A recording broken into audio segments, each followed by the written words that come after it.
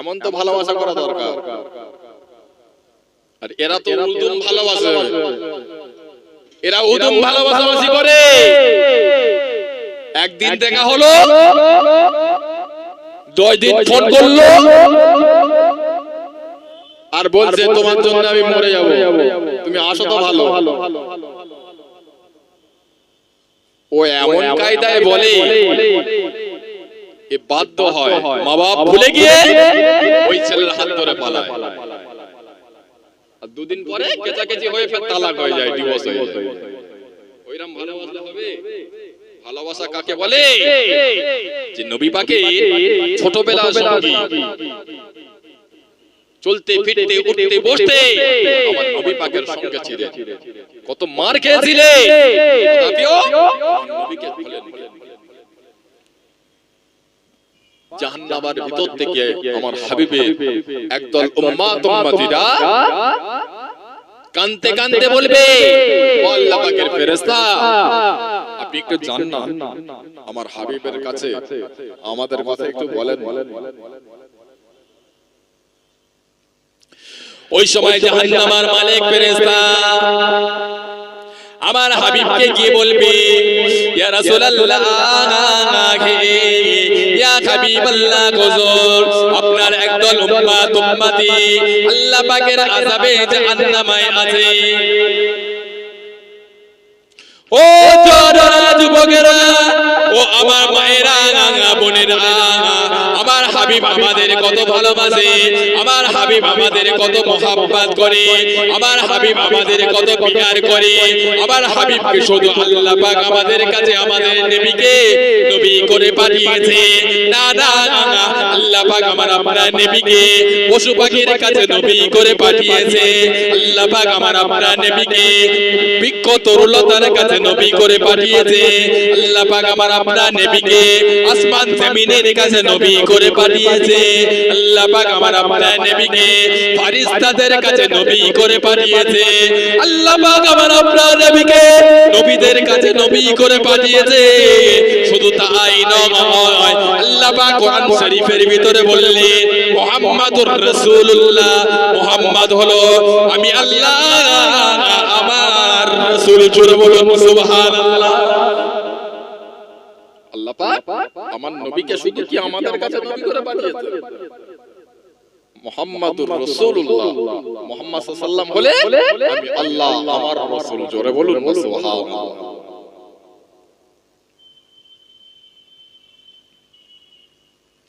হযরত মালিক ফেরেশতার কাছ থেকে যখন আমার নবী শুনবে আমার একদল গুনাহগার উম্মত উম্মতিরা আল্লাহ পাকের আযাবে জাহান্নামে পড়ে আছে, এই কথা শুনে আল্লাহর রাসূল আর অপেক্ষা না করে আল্লাহ পাকের মাকামে মাহমুদে গিয়ে বিসমিল্লাহি আল্লাহু আকবার বলে সিজদায় পড়ে যাবে। সিজদায় পড়ে গিয়ে আল্লাহ পাকের দরবারে অজর নয়নে কাঁদতে থাকবে, ও রব্বুল আলামিন, আল্লাহ আমার উম্মত উম্মতি বড় গুনাহগার, আমার উম্মত উম্মতি বড় খাতাকার, আমার উম্মত উম্মতি বড় সিয়াকার, আমার উম্মত উম্মতি দিবকে আপনার আযাবে জাহান্নাম থেকে আপনি maaf করে দেন। আপনি যতক্ষণ না maaf করবে আমি নবী মুহাম্মদ সাল্লাল্লাহু আলাইহি ওয়াসাল্লাম আপনার দরবার থেকে মাথা তুলবো না। জোরে বলুন সুবহানাল্লাহ, আর একটু জোরে বলুন সুবহানাল্লাহ। আল্লাহ পাক সব সহ্য করতে পারে, কিন্তু না আমার হাবিবের কান্না কিছু মধ্যে সহ্য করতে পারে না। আল্লাহ পাক আমার আপনার নবীকে বললেন, ও আমার হাবিব, আপনি অত রোনাজারি করবেন না, আপনি অত কান্না কাঁদবেন না। আমি আল্লাহ পাক সব সহ্য করতে পারি, তোমার চোখের পানি সহ্য করতে পারি না। ও আমার হাবিব, আপনি আর কাঁদবেন না, আপনি মাথা তোলেন, মাথা তোলেন। আয় আমার হাবিব, ইরফা রাসাকা, ও আমার হাবিব গো, আপনার খাতিরে, আপনার ওসিলায়, আপনার ওই সমস্ত গুনাহগার উম্মত উম্মতি দিবকে আমি আল্লাহ পাক maaf করে দিলাম। জোরে বলুন সুবহানাল্লাহ, আর একটু জোরে বলুন সুবহানাল্লাহ। আল্লাহ রাসূল পাক জবানে ঘোষণা করলেন যাররাতুন কালবিহি কুল লা ইলাহা ইল্লাল্লাহ, যার অন্তরে সামান্য পরিমাণ ঈমান আছে। অপর একটা হাদিসের ভিতরে এসেছে কুল লা ইলাহা ইল্লাল্লাহ, যে একবার কলেমা শরীফ পড়বে আমার হাবিবের খাতিরে, যদি ঈমান নিয়ে কবরে যায় আমার হাবিবের খাতিরে আল্লাহ পাক তাদেরকে আল্লাহর আযাবে জাহান্নাম থেকে maaf করে দিয়ে তাদের জন্য আল্লাহ পাকের রহমতের দয়ার জান্নাতুল ফেরদাউস নসিব করে দেবেন। জোরে বলুন না সুবহানাল্লাহ। একবার মুহাব্বত সঙ্গে দরুদ শরীফ আল্লাহুম্মা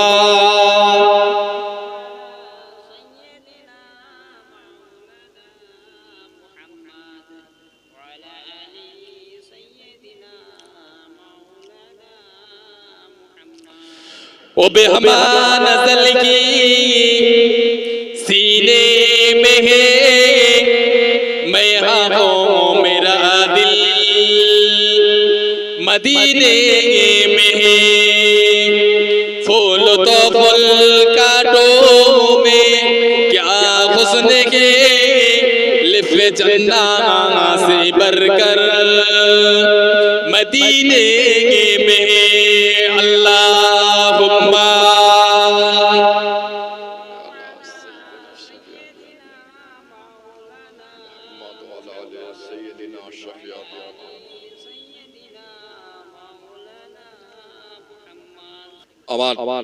আল্লাহ পাক আমার হাবিবকে কতটা ভালোবাসেন, কতটা প্যার করেন, আর সেই হাবিবকে ভালোবেসেছিলেন যারা তাদের থেকে আমার আপনার শিক্ষা গ্রহণ করতে হবে। আমার নবীকে কতটা ভালোবেসেছিলেন, আমার নবীকে সাহাবীরা কতটা মহব্বত করেছিলেন, কতটা প্যার করেছিলেন, সেটা ভাষায় বলতে পারবে। ও জওয়ানেরা, যুবকেরা, ও আমার নবী পাকের আদরের উম্মত উম্মতিরা, আমার নবী পাকের একজন সাহাবী হযরত আবু বকর সিদ্দিক, যে আবু বকর সিদ্দিক হলো আমার নবী পাকের ছোটবেলার সঙ্গী, আমার নবী পাকের মধ্য বয়সের সঙ্গী, আমার নবী পাকের গার সুরের সঙ্গী। শুধু তাই নয়, যারা মদিনা শরীফে গিয়েছে আমার নবীকে এতটা ভালোবেসেছিল, আমার নবীকে এতটা প্যার করেছিল, আল্লাহর নবীর মাজারের পাশে শুয়ে আছে। ঠিক কিনা বলুন? এমন তো ভালোবাসা করা দরকার। আর এরা তো উদুম ভালোবাসে, এরা উদুম ভালোবাসাবাসি করে। একদিন দেখা হলো, 10 দিন ফোন করলো আর বলছে তোমার জন্য আমি মরে যাব, তুমি আসো তো ভালো। ও এমন কায়দায় বলে এ বাধ্য হয়, মা বাপ ভুলে গিয়ে ওই ছেলের হাত ধরে পালায়। আর 2 দিন পরে কেচাকেচি হয়ে ফের তালাক হয়ে যায়, ডিভোর্স হয়ে যায়। ওইরকম ভালোবাসা হবে? ভালোবাসা কাকে বলে? যে নবী পাকের ছোটবেলার সঙ্গী, চলতে ফিরতে উঠতে বসতে আমার নবী পাকের সঙ্গে ছিলেন। কত মার খেয়েছিলে, তথাপিও নবীকে ভুলেন। এক তারিখে আল্লাহ নবী বললেন, ও বাবা আবু বকর, আমি রাসূলুল্লাহ যে আল্লাহ পাকের নবী, আমি রাসূলুল্লাহ যে আল্লাহর রাসূল, তুমি একবার কাবা শরীফের ছাদের উপরে উঠে গিয়ে মক্কাবাসীদের কাছে মাইকিংটা করে দাও। আমি রাসূলুল্লাহ যে আল্লাহর নবী, তুমি একবার কাবা শরীফের ছাদের উপরে উঠে মক্কাবাসীদের কাছে মাইকিং করে দাও, এলান করে দাও। আবু বকর সিদ্দিক রাদিয়াল্লাহু আনহু আমার নবী পাকের জবান মোবারক থেকে যখন এই কথাটা শুনেছে, আর হুজুর কোনো দিকে অপেক্ষা না করে কাবা শরীফের ছাদের উপরে উঠলেন। কাবা শরীফের ছাদের উপরে উঠে গিয়ে মক্কাবাসীদেরকে বলেছিলেন, ও মক্কার মানুষেরা, ও মক্কার নওজোয়ান যুবকেরা, ও মক্কা ছেলেরা, বাচ্চারা, ও মক্কা মা বোনেরা, তোমরা শুনে রাখো, জেনে রাখো, মুহাম্মদ ইবনে আব্দুল্লাহ হলো মুহাম্মদুর রাসূলুল্লাহ। তোমরা সেই নবী পাকের নূরের হাত দোকানা ধরে ইমানের কলেমা পড়ে মুসলমান হয়ে যাও। আবু বকর হুজুর যখন এই মাইকিংটা করেছে, মক্কার টপ র‍্যাঙ্কের কাফেররা আবু জাহাল, উতবা, সাইবা, আবু লাহাব সকলে একত্রিত হয়ে আবু বকর হুজুরকে গ্রেফতার করলেন। এমন মার মেরেছিলেন হুজুর আমার বেহুশ হয়ে পড়ে গিয়েছিলেন। তারা আমার নবীকেও ধরলো, আমার নবীকেও নানান ধরনের অত্যাচার করলো, মারলো। আবু বকর হুজুরের এই মারার গল্পটা বনি তামিম গোত্রের মানুষেরা যখন শুনলেন, আবু বকর হুজুরের আম্মা জান শুনে আর থাকতে না বলে পাগড়ির মতন হলে ছুটে আসলে এসে আবু বকর হুজুরকে সেবা শান্তি করতে লাগলো। কিছু সময় পরে আবু বকর হুজুরের হুঁশ ফিরে আসলো। আম্মা জান বলছে, বাবা আবু বকর, তুমি তো অনাহারে আছো, রুটিটা খেয়ে নাও, পানিটা পান করে নাও। ওই সময় আবু বকর সিদ্দিক রাদিয়াল্লাহু আনহু বললেন, ও আমার মা, ও আমার গর্ভধারিণী মা, আমি আবু বকর ততক্ষণ পর্যন্ত রুটি খাবো না, পানি পান করবো না, যতক্ষণ না আমার নবী পাকের চাঁদ নূরানি চেহারা মোবারক না দেখবো, ততক্ষণ পর্যন্ত আমি আবু বকর রুটিও খাবো না, পানিও পান করবো না। জোরে বলুন সুবহানাল্লাহ, আর একটু জোরে বলুন সুবহানাল্লাহ। আরে আমার নবীকে কতটা ভালোবেসেছিলেন, কতটা মহব্বত করেছিলেন। এক তারিখে আল্লাহ নবী বললেন, ও বাবা আবু বকর, মক্কার মানুষদের চক্রান্ত ভালো নয়, মক্কার মানুষদের পরিকল্পনা ভালো নয়। আমি রাসূলুল্লাহ মক্কাতে আর বেশি দিন থাকবো না, আমি রাসূলুল্লাহ মক্কা থেকে মদিনাতে চলে যাব। আমি রাসূলুল্লাহ যেদিন মক্কা থেকে মদিনাতে যাব, তুমি আমার সঙ্গী হবে, তুমি আমার সাথী হবে। বাবা আবু বকর কথাটা মনে রেখে দিও, কথাটা যেন ভুলে যেও না। বাবা আবু বকর কথাটা মনে রেখে দিও। বেঈমান বেদিনেরা জিহালে পরিকল্পনা করছে, আমি রাসূলুল্লাহ মক্কাতে আর বেশি দিন থাকবো না, আমি রাসূলুল্লাহ মদিনাতে চলে যাব, হিজরত করব। আমি রাসূলুল্লাহ যেদিন মক্কা থেকে মদিনাতে যাব, সেই দিনে আমার সাথী উমর হবে না, আলী হবে না, উসমান হবে না। বাবা আবু বকর তুমি আমার একমাত্র সঙ্গী হবে, কথাটা মনে রেখে দিও, ভুলে যাও। বলার 6 মাস পার হয়ে গেল। এক তারিখে ফেরেশতা জিবরাইল আমিন আলাইহিস সালাম আসলেন, আমার নবীকে এসে সালাম দিলেন।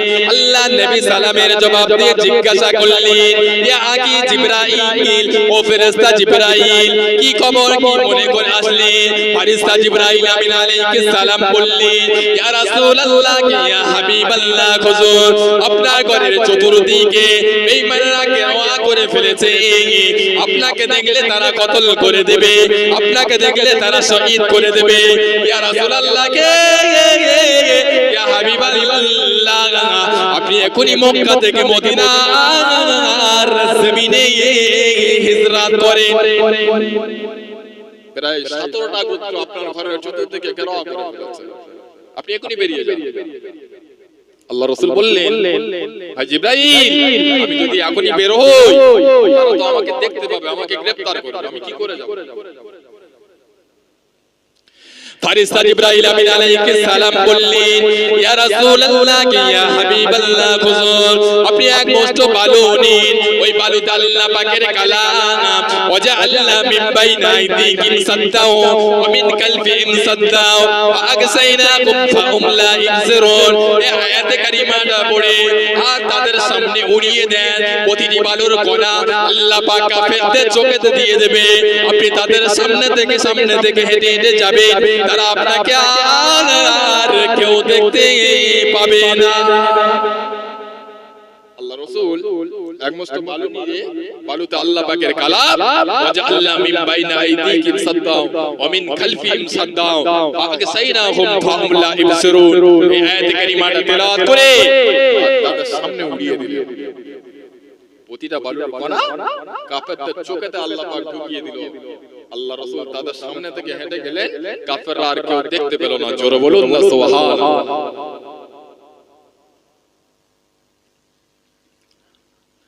আল্লাহ নবী তাদের সামনে থেকে হেঁটে হেঁটে হেঁটে হেঁটে আবু বকর সিদ্দিকের ঘরের দরজায় যেই নাকি আস্তে করে একবার আবু বকর বলে ডেকেছে, আবু বকর হুজুর ঘরের দরজাটা খুলে দিয়েছিলেন। জোরে বলুন সুবহান, আর একটু জোরে বলুন সুবহান। আল্লাহ নবী বললেন, ও বাবা আবু বকর, আমি রাসূলুল্লাহ আজকে তোমার ঘরের দরজায় আসবো, এই সংবাদটা কি করে জানলে? এই সংবাদ তো কেউ জানে না। হযরত আবু বকর সিদ্দিক বললেন, ইয়া রাসূলুল্লাহ কি ইয়া হাবিবাল্লাহ, হুজুর এই সংবাদ তো আপনি আমাকে দিয়েছিলেন। কবে দিলাম বাবা? ইয়া রাসূলুল্লাহ কে ইয়া হাবিবাল্লাহ, আজ থেকে 6 মাস আগে আপনি আমাকে বলেছিলেন বাবা আবু বকর, আমি রাসূলুল্লাহ যেদিন মক্কা থেকে মদিনাতে যাব সেই দিনে তুমি আমার সঙ্গী হবে, তুমি আমার সাথে হবে, কথাটা মনে রেখে দিও। ইয়া রাসূলুল্লাহ কে ইয়া হাবিবাল্লাহ, হুজুর সেই দিনটা অপেক্ষা করে আমি আবু বকর বিছানায় পিঠ লাগিয়ে ঘুমাই না, সারা রাত ঘরের দরজায় কানটা লাগিয়ে লাগিয়ে আমি আমার নবী পাকের জন্য অপেক্ষা করে দাঁড়িয়ে থাকতাম। জোরে বলুন সুবহানাল্লাহ। আমার নবীকে কতটা ভালোবেসেছিলেন, কতটা মহব্বত করেছিলেন। একটা একটা করে যদি বলি রাতের পর রাত চলে যাবে, শেষ হবে। আমার নবী পাকের উপরে এতটা সাহাবীরা ভালোবেসেছিলেন, আমার নবী পাককে সাহাবীরা এতটা মহব্বত করেছিলেন। এক তারিখে আল্লাহ নবী আল্লাহ পাকের মেরাজে গেলেন, জান্নাত জাহান্নাম পরিদর্শন করলেন, আল্লাহ পাকের সঙ্গে কথোপকথন করলেন। আল্লাহ পাক আমার আপনার নবীকে 50 ওয়াক্ত নামাজ দিয়েছিলেন। আল্লাহ নবী ওই 50 ওয়াক্ত নামাজ খুশি মনে আনছিলেন। প্রতিমধ্যে নবী মুসা আলাইহিস সালাম আমার নবীকে বললেন, ইয়া রাসূলুল্লাহ কে ইয়া হাবিবাল্লাহ, হুজুর আপনার উম্মত উম্মতি বড় দুর্বল, আপনার উম্মত উম্মতিরা 50 ওয়াক্ত নামাজ পড়তে পারবে না, আপনি কমিয়ে আনেন। আল্লাহর নবী কমিয়ে কমিয়ে 5 ওয়াক্ত নামাজ নিয়ে দুনিয়া জমিনে যখন আসলেন, আমার নবী পাকের মেরাজের কথাটা আবু জাহাল যখন শুনলো, আমার নবী পাককে মৃত্যুক বলেছিলেন, নবীকে মৃত্যুক বলেছিলেন। আর এই মেরাজের কথাটা আমার নবী পাকের প্রিয় সাহাবা মুসলিম জানের প্রথম খলিফা আবু বকর সিদ্দিক যখন শুনলো, আল্লাহ নবী আল্লাহ পাকের দরবারে গিয়েছিলেন, জান্নাত জাহান্নাম পরিদর্শন করেছে, আল্লাহ পাকের সঙ্গে কথোপকথন করেছে। আল্লাহ পাক আমার নবীকে 50 ওয়াক্ত নামাজ দিয়েছিলেন। আল্লাহর রাসূল কমিয়ে কমিয়ে 5 ওয়াক্ত নামাজ নিয়ে এসেছে। আল্লাহ পাক আমার নবী পাকের সঙ্গে দেখা করেছে, কথোপকথন করেছে। এই কথাটা আবু বকর সিদ্দিক যখন শুনেছে, আবু বকর সিদ্দিক কোন কথা চিন্তা ভাবনা না করে আমার নবী পাকের মেরাজের কথাটা সত্য বলে স্বীকার করে নিয়েছিলেন। জোরে বলুন সুবহানাল্লাহ। আবু জাহাল আমার নবীকে মৃত্যুক বলল, আর আবু বকর সিদ্দিক আমার নবী পাকের মেরাজের কথাটা শুনে সত্য বলল। ওই দিন আল্লাহ পাক আমার নবী পাকের উপরে এতটা রাজি হয়ে গিয়েছিল, আল্লাহর রাসূল আবু বকর সিদ্দিকের উপরে এতটা খুশি হয়ে গিয়েছিল। আল্লাহর নবী ওই দিনে বলেছিল, ও সাহাবীরা, আজ থেকে আমার আবু বকর শুধু আবু বকর নয়, আজ থেকে আমার আবু বকর শুধু আবু বকর নয়, আজ থেকে আমার আবু বকর হলো সত্যবাদী। আজ থেকে আমি আমার আবু বকরকে সিদ্দিক লাকাব দিয়ে দিলাম। জোরে বলুন সুবহানাল্লাহ। সেই দিন থেকে আবু বকর সিদ্দিকের নামের সঙ্গে সিদ্দিক লাকাব যুক্ত হয়েছে। সিদ্দিক শব্দের অর্থ সত্যবাদী, সত্যবাদী।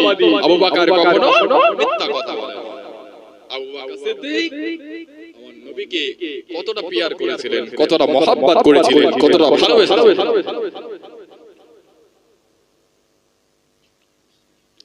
এক তারিখে আল্লাহ নবী বললেন, ও বাবা আবু বকর, পৃথিবীর জমিনে যেমন তুমি আমার ছোটবেলার সঙ্গী, পৃথিবীর জমিনে তুমি যেমন আমার মধ্য বয়সের সঙ্গী, পৃথিবীর জমিনে যেমন তুমি আমার গায়ের সুরের সঙ্গী, যেমন তুমি আমার হিজরতের সঙ্গী, আমি রাসূলুল্লাহ চাই, আমি রাসূলুল্লাহর ওফাতের পরে, ইন্তেকালের পরে আমি রাসূলুল্লাহর মাজার মুকাদ্দাস যেখানে হবে, আমি রাসূলুল্লাহ চাই তোমার মাজারটা যেন আমি রাসূলুল্লাহর মাজারের পাশেই যেন হয়।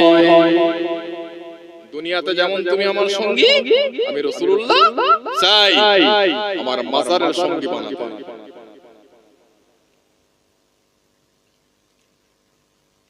আল্লাহর রাসূলের ওফাতের পরে, আল্লাহর রাসূলের ইন্তেকালের পরে এক তারিখে আবু বকর সিদ্দিক আল্লাহর নবী সাহাবীদেরকে বললেন, ও আমার নবী পাকের সাহাবীরা, শুনে রাখো, জেনে রাখো, আমি আবু বকর যখন মারা যাব, আমি আবু বকর যখন মরে যাব, আমি আবু বকরের লাশটাকে গোসল দিয়ে কাফনের কাফন পরিয়ে জানাজার নামাজ পড়ে আল্লাহর নবীর মাজারের পাশে রেখে দিয়ে আল্লাহর নবী পাকের কাছ থেকে ইজাজত নেবে, আল্লাহর রাসূলের কাছ থেকে অনুমতি নেবে, ইয়া রাসূলুল্লাহ কে, ইয়া হাবিবাল্লাহ হুজুর, আপনার মহব্বতের সাহাবা আবু বকর হুজুর ইন্তেকাল করেছে, তিনার লাশটাকে গোসল দিয়ে কাফনে কাফন পরিয়ে জানাজার নামাজ পড়ে আপনার মাজারের পাশে রেখে দিয়েছি, ইয়া রাসূলুল্লাহ কে, ইয়া হাবিবাল্লাহ হুজুর, আপনি একবার ইজাজত দেন, আপনি একবার অনুমতি দেন, আপনি একবার পারমিশন দেন, তাহলে আবু বকর সিদ্দিকের লাশটাকে আপনার মাজারের পাশে দাফনটা করে দিই। ও আমার নবী পাকের সাহাবীরা, আমার নবী পাকের মাজারের ভিতর থেকে যদি আওয়াজ না আসে, তাহলে আমি আবু বকর সিদ্দিকের লাশটাকে আল্লাহর রাসূলের মাজারের পাশে দাফন না করে অন্য জায়গায় দাফন করব, কারণ আল্লাহর রাসূলের অবর্তমানে, আল্লাহর রাসূলের ওফাতের পরে আমি আবু বকরের দ্বারা অপরাধ হয়ে গিয়েছে, তাই আল্লাহর রাসূল আমার উপর নারাজ হয়ে গিয়েছে, তাই আমি আবু বকরের লাশটাকে আল্লাহর রাসূলের মাজারের পাশেই দাফন না দিয়ে অন্য কোন জায়গাতে দাফন করব। আবু বকর সিদ্দিকের লাশটাকে গোসল দিয়ে কাফনে কাফন পরিয়ে জানাজার নামাজ পড়ে আল্লাহর নবীর মাজারের পাশে রেখে দিয়ে কয়েকজন সাহাবীরা আমার নবীকে বললেন, ইয়া রাসূলুল্লাহ কে, ইয়া হাবিবাল্লাহ হুজুর, আপনার মহব্বতের সাহাবা আবু বকর সিদ্দিক ইন্তেকাল করেছে, আবু বকর সিদ্দিকের লাশটাকে আপনার মাজারের পাশে রেখে দিয়েছি, হুজুর আপনি একবার ইজাজত দেন, আপনি একবার অনুমতি দেন, আপনি একবার পারমিশন দেন, তাহলে আবু বকর সিদ্দিকের লাশটাকে আপনার মাজারের পাশে দাফনটা করে দিই। অনেকক্ষণ সময় অতিবাহিত হয়ে গেল, আল্লাহর রাসূলের মাজারের ভিতর থেকে কোনো আওয়াজ এলো না।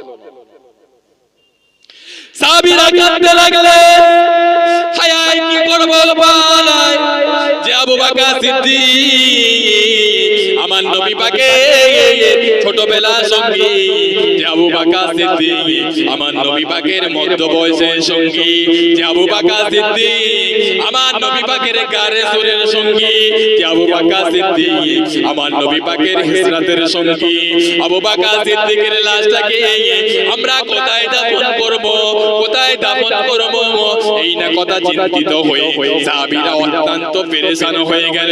অনেক অনেক সাহাবীরা অত্যন্ত কান্নাকাটি করে গেল, কি করি উপায়, কি হবে উপায়, আবু বকর হুজুরের লাশটাকে আমরা কোথায় দাফন করব, এমত অবস্থা নাই আল্লাহর নবীর মাজারের ভিতর থেকে আওয়াজ আসে, ও আমার সাহাবীরা তোমরা আর চিন্তিত হও না, তোমরা আর কেঁপে যেও না, আবু বকর সিদ্দিক আমি রাসূলুল্লাহর ছোটবেলার সঙ্গী, আবু বকর সিদ্দিক আমি রাসূলুল্লাহর মধ্য বয়সের সঙ্গী আবু বকর সিদ্দিক আমি রাসূলুল্লাহর গারে সুরের সঙ্গী আজ থেকে আমার আবু বকরকে আমি রাসূলুল্লাহর মাজারের পাশে দাফন করে দিয়ে আজ থেকে আমার আবু বকরকে আমি রাসূলুল্লাহর কবরের সঙ্গী বানিয়ে দাও জোরে বলুন সুবহানাল্লাহ আর একটু জোরে বলুন সুবহানাল্লাহ একেই তো বলে ভালোবাসা একেই তো বলে প্যার কিয়ামতের ময়দানে আল্লাহ পাকের দরবারে কেউ যেতে পারবে না আল্লাহ পাকের নাম হবে ইয়া আল্লাহ ইয়া কাহার কঠিন মেজাজে আল্লাহর রাসূল আল্লাহ পাক বসে থাকবেন কঠিন মেজাজে আল্লাহ পাক বসে থাকবেন আল্লাহ পাক বলবে লিমানিল মুলকুল ইয়াউম আজকের দিনের বাদশাকে আজকের দিনের বাদশাকে পৃথিবীর জমিনে যারা দাদাগিরি করছো মাস্তানি মারছো মানুষের উপরে অন্যায় অত্যাচার অবিচার জুলুম নির্যাতন করছো কিয়ামতের ময়দানে আল্লাহ পাকের দরবারে হিসাব দিতে হবে আল্লাহ পাক কিয়ামতের ময়দানে বলবে লিমানিল মুলকুল ইয়াউম আজকের দিনের বাদশাকে আল্লাহ পাক হাত দিয়ে বলবে এই ফেরাউন কোথায় গেলি এই নমরুদ কোথায় গেলি এই সাদ্দাত কোথায় গেলি আল্লাহ পাক বলতে থাকবেন লিমানিল মুলকুল ইয়াউম আজকের দিনের বাদশাকে কেউ কোনো কথা বলবে না আল্লাহ পাক নিজেই বলবেন লিল্লাহি ওয়াহিদিল কাহার আজকের দিনের বাদশা অন্য কেউ নয় আজকের দিনের বাদশা হলাম আমি আল্লাহ আজকে পৃথিবীর জমিনে দাদাগিরি মাস্তানি মারছো 2 টাকার নেতা হয়ে বেশ কিছুদিন আগে আপনারা দেখেছেন সোশ্যাল মিডিয়াতে এক কুকুরের বাচ্চা নাম তার অর্জুন সিং সে বলেছিল মুসলমানদের কোরআনে জেনা করলে কোনো অপরাধ নয় ও হারামির বাচ্চা জানে না আল্লাহ পাক কোরআন শরীফের ভিতরে বললেন লা তাকরাবুজ জিনা ইন্নাহু কানা ফাহিশাতাও ওয়া সাআ সাবিলা কেউ যদি জিনা করে তাকে 100 বার বেদ মারো বুক পর্যন্ত গেড়ে দিয়ে পাথর মেরে মেরে ফেলো আর এখন সোশ্যাল মিডিয়াতে দেখলাম এক বেজন্মার বাচ্চা নাম তার অসীম সরকার সে বলেছে মুসলমানদের কোরআন বদর যুদ্ধে শেষ হয়ে গিয়েছে এখন যে কোরআনটা আছে 27 জন শয়তানের দল মিলে লিখেছে জোরে বলুন নাউজুবিল্লাহ ও হারামখোর জানে না বোঝে না তুমি যদি মায়ের দুধকে থাকো হালাল সন্তান হয়ে থাকো কবে কোথায় বসবে বলো হাজারো কোটি মুসলমানের সন্তান আছে তোমার সঙ্গে ডিবেটে বসবে এই কুকুরের বাচ্চা জানে না মুসলমানদের সম্পর্কে নানান ধরনের উল্টোপাল্টা মন্তব্য করছে